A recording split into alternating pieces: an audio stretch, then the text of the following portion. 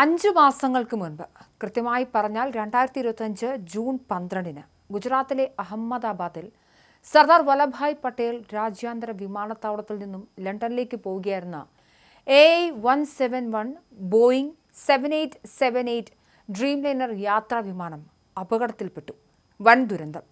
Take ഓഫിന് തൊട്ടു പിന്നാലെ സമീപത്തെ ജനവാസ മേഖലയിൽ വിമാനം തകർന്നു വീണു, കത്തിയമർന്നു. പറന്നുയർന്ന് കേവലം 32 സെക്കൻഡുകൾക്കുള്ളിലാണ് എയർ ഇന്ത്യ വിമാനം തകർന്നത്. 241 പേരുടെ മരണത്തിനിടയാക്കിയ എയർ ഇന്ത്യ വിമാന അപകടത്തിൽ നിന്നും എല്ലാവരും മരിച്ചു എന്നായിരുന്നു ആദ്യ വാർത്ത വന്നത്. നമ്മൾ ആ വാർത്ത ബ്രേക്ക് ചെയ്തപ്പോഴും ഇനി ആരും ബാക്കിയില്ല, എല്ലാവരും മരണപ്പെട്ടു എന്നാണ് അറിഞ്ഞത്.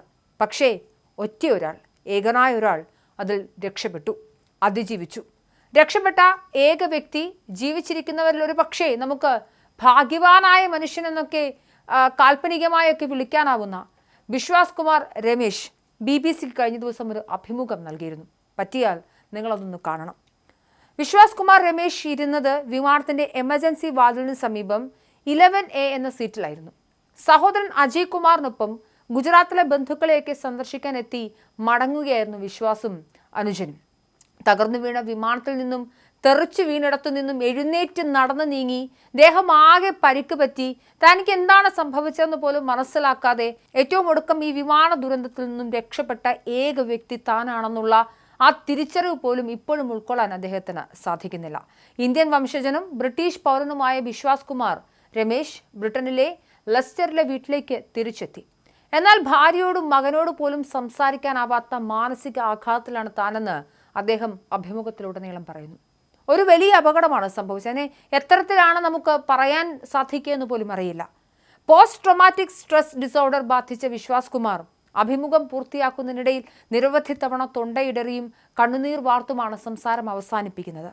241 പേരുടെ മരണത്തിനിടയാക്കിയ എയർ ഇന്ത്യ വിമാന അപകടത്തിൽ നിന്നും രക്ഷപ്പെട്ട ഏക വ്യക്തി എന്ന നിലയിൽ ഭാഗ്യവാനായ മനുഷ്യനാണ് താങ്കളെന്ന് തോന്നുന്നുണ്ടോ എന്ന് ചോദ്യകർത്താവ് ചോദിക്കുമ്പോൾ അങ്ങനെയൊക്കെ പറയാമെങ്കിലും എനിക്ക് വേദന സഹിക്കാനാവുന്നില്ല എന്നാണ് അദ്ദേഹം മറുപടി പറയുന്നത്. മറുപടി പറഞ്ഞതിനൊടുക്കം അദ്ദേഹത്തിന്റെ കണ്ണ് നിറഞ്ഞൊഴുകുന്നുണ്ട്.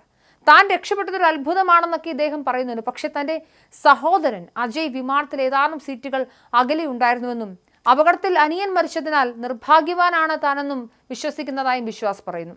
BBC ന്യൂസിനോട് സംസാരിച്ച് വികാരഭരിതനായ മിസ്റ്റർ രമേശ് പറയുന്നത്, ഞാൻ അതിജീവിച്ച ഒരേ ഒരു വ്യക്തി മാത്രമാണ്, എന്നിട്ടും ഞാൻ വിശ്വസിക്കുന്നില്ല, അതൊരു അത്ഭുതമാണ്.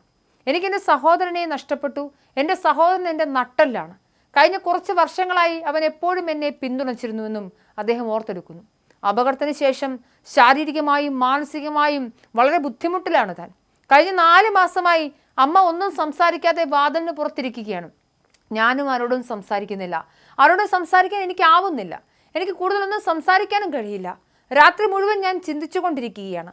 മാനസികമായി കഷ്ടപ്പെടുകയാണ് ഞാൻ. എല്ലാ ദിവസവും കുടുംബം വേദനയിലൂടെയാണ് കടന്നു പോകുന്നത്. അപകടത്തിൽ സഹോദരൻ അജയ് കുമാർ മരിച്ചു. ഇതോടെ വിദേശത്തെ ബിസിനസ് തകർന്നുവെന്നും അദ്ദേഹം വിവരിക്കുന്നുണ്ട്. വിമാനത്തിലെ ഫ്യൂസ്ലേജിലെ ദ്വാരത്തിലൂടെയാണ് താൻ രക്ഷപ്പെട്ടെന്ന് രമേശ് പറയുന്നുണ്ട്. കാലിലും തോളിലും കാൽമുട്ടിലും പുറത്തും തുടർച്ചയായി വേദനയുണ്ട് അദ്ദേഹത്തിന്. അതിനാൽ തന്നെ ജോലി ചെയ്യാനോ വാഹനം ഓടിക്കാനോ കഴിയുന്നില്ലെന്നും അദ്ദേഹം പറഞ്ഞു. അഹമ്മദാബാദിലെ ജനവാസ മേഖലയിൽ ജൂൺ 12 ഉച്ചയ്ക്കായിരുന്നു അപകടം. അഹമ്മദാബാദിൽ നിന്നും ലണ്ടനിലേക്ക് പുറപ്പെട്ട എയർ ഇന്ത്യയുടെ വിമാനം ടേക്ക് ഓഫിന് തൊട്ടു പിന്നാലെ സെക്കൻഡുകൾ മാത്രം ശേഷിക്കെ വിമാനം പൊട്ടിത്തകരുകയായിരുന്നു. വിമാനത്തിൽ നിന്ന് ഗുജറാത്ത് മുൻ മുഖ്യമന്ത്രി വിജയ് രൂപാണി ഉൾപ്പെടെ 230 യാത്രക്കാരും 12 ജീവനക്കാരും ഉണ്ടായിരുന്നു. വിമാനം ഇടിച്ചിറങ്ങിയത് ഒരു ബോയ്സ് ഹോസ്റ്റലിലേക്കാണ്. അവിടെയും സംഭവിച്ചു മരണങ്ങൾ. പോസ്റ്റ് ട്രോമാറ്റിക് സ്ട്രെസ് ഡിസോർഡർ ഉണ്ടെന്ന് കണ്ടെത്തിയെന്നും ശാരീരിക വേദനയും മാനസിക ആഘാതവും ഒരുപോലെ നേരിടുന്നതായും കുടുംബവും പറയുന്നുണ്ട്. രാത്രിയിൽ ഞെട്ടി ഉണരാറുണ്ട്. മാനസികാരോഗ്യ വിദഗ്ധന്റെ സേവനം തേടിയതായും കുടുംബം പറയുന്നു. ഒരു സിനിമാ കഥയെ വെല്ലുന്ന തരത്തിലാണ് ഒരുപക്ഷെ വിശ്വാസ് കുമാറിന്റെ രക്ഷപ്പെടൽ നമുക്ക് കാണാൻ സാധിക്കുക. ഭാഗ്യമെന്നാണോ പറയേണ്ടത്? സ്വന്തം സഹോദരനെ നഷ്ടപ്പെട്ടൊരു സാഹചര്യത്തിൽ അതിനെ ഭാഗ്യമെന്നൊരു പേരൊന്നും ഇട്ട് വിളിക്കാൻ നമുക്കാവില്ല.